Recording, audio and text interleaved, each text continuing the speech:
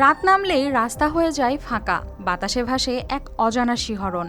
আর সেই পথের ধারে দাঁড়িয়ে থাকা একটি বটগাছ, যার ডাল কাটলেই নাকি ঘটে মৃত্যু। এ কি শুধুই কাকতালীয়, নাকি এর পেছনে লুকিয়ে আছে অদেখা কোনো রহস্য?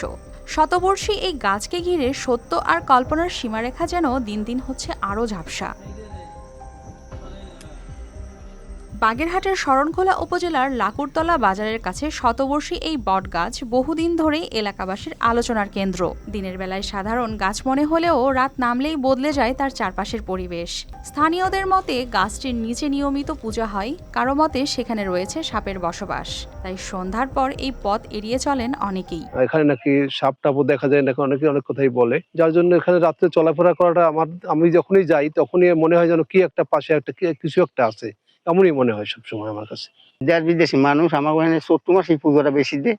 এই চৈত্র মাসে এই জায়গায় বেশি লোকজন আসে আর সেই পুজো পার্বণ করে। তবে রহস্য আরও বেড়ে যায় কয়েক বছর আগের একটি ঘটনায়। এক শ্রমিক সেই গাছের ডাল কাটার কিছুদিনের মধ্যেই তার মৃত্যু হয়, যাতে তৈরি হয় গুঞ্জন আর ভয়।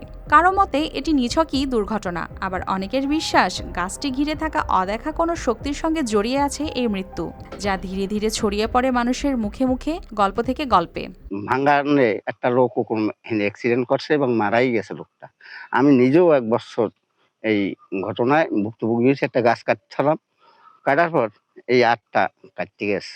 এটি শুধু এখন বটগাছ নয়, হয়ে উঠেছে রহস্য আর কৌতূহলের এক প্রতীক, যা মানুষের মনে জন্ম দেয় হাজারো প্রশ্ন। News desk, RTV।